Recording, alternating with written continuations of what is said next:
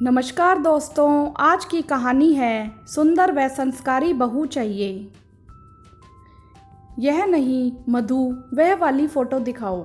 मुझे अपने धीरज बेटे के लिए दुनिया की सबसे खूबसूरत लड़की चाहिए और सुंदरता के साथ साथ संस्कारी भी होनी चाहिए।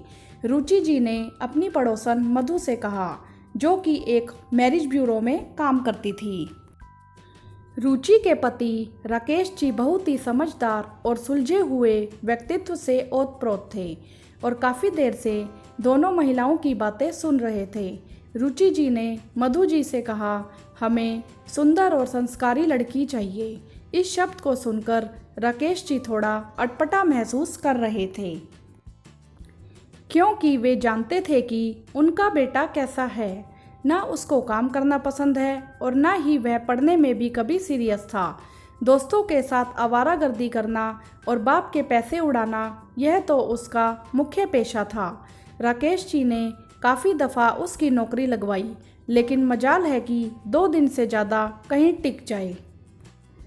मधु जी के जाने के बाद राकेश जी ने रुचि जी से कहा, इतनी देर से देख रहा हूँ रुचि, तुम गुणगान किए जा रही हो कि दुनिया की सबसे सुंदर और संस्कारी लड़की चाहिए, लेकिन एक बार अपने बेटे की तरफ तो देख लेती कि वह कितना संस्कारी है।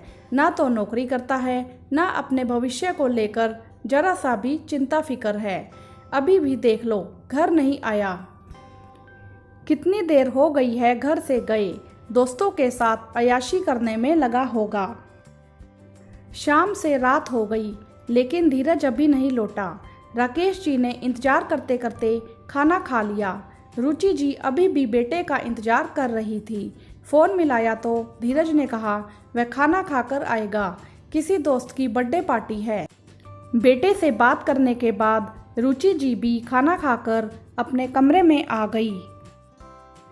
रुचि जी को देखते ही राकेश जी ने कहा, जो सुंदर और संस्कारी लड़की तुम लाना चाह रही हो अपने नवाब साहब के लिए, वह भी तुम्हारी तरह इंतजार करेगी तुम्हारे लाडले का। अच्छा लगेगा तुम्हें।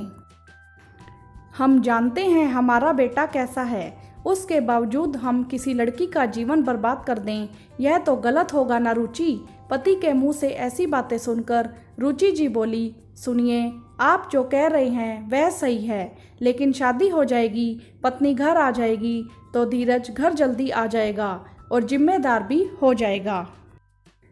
अभी लड़कपन है उसमें, एक जिम्मेदारी तो पड़ने दीजिए उसके कंधों पर। देखना, मेरा धीरज बिल्कुल आपके जैसा बन जाएगा, दुनिया का सबसे प्यारा बेटा और सबसे प्यारा पति। रुचि जी की बात सुनकर राकेश जी थोड़ा सा शांत हुए, क्योंकि मन ही मन चाह रहे थे कि उनका बेटा अपने जीवन और परिवार को लेकर जिम्मेदार बन जाए। लेकिन शादी के बाद नहीं, शादी से पहले रुचि की आंख लग गई। रात को 12 बजे दरवाजे पर दस्तक हुई तो राकेश जी ने दरवाज़ा खोला। रात में कोई नाटक नहीं हो, इसीलिए कुछ बोले नहीं, लेकिन धीरज के मुंह से आ रही बू से उन्होंने भाप लिया था कि वह पी कर आया था। रात भर राकेश जी सो नहीं पाए।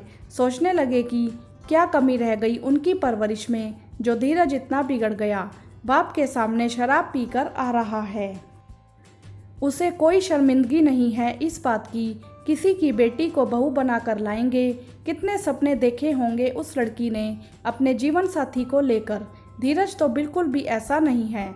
ऐसा लड़का जो किसी लड़की के सपनों का राजकुमार बने, वह किसी की बेटी का जीवन खराब नहीं होने देंगे।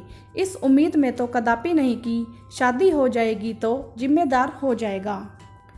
अगले दिन फिर मधु जी आई, यह बताने के लिए कि कल लड़की देखने जाना है। रात को रुचि जी ने राकेश जी को बताया कि सुबह ऑफिस से छुट्टी ले लेना, कल हमें धीरज के लिए लड़की देखने जाना है। मधु बता रही थी कि बड़ी ही सुंदर और संस्कारी है वह लड़की, परिवार भी अच्छा है, उसके पिताजी सरकारी नौकरी पर हैं, वह हमारे धीरज से ज़्यादा पढ़ी लिखी है। राकेश जी उस समय कुछ बोले नहीं। अगले दिन सुबह जैसे ऑफिस के लिए रोज तैयार होते थे, तैयार हो गए। वैसे ही तैयार होकर निकलने लगे। उन्हें जाते देख रुचि जी बोली, अरे आप कहाँ जा रहे हैं? धीरज के पापा, 11 बजे हमें लड़की देखने जाना है।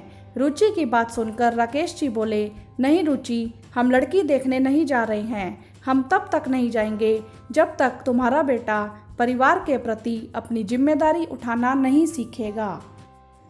जिस लड़के को अपने जन्म देने वाले माँ बाप की फिक्र नहीं है, वह भला पराए घर से आई लड़की की क्या परवाह करेगा। मैंने अपने बॉस से इसकी नौकरी की बात कर ली है, अगर इसे इंटरेस्ट हो तो भेज देना। ठीक 10 बजे मेरे ऑफिस में।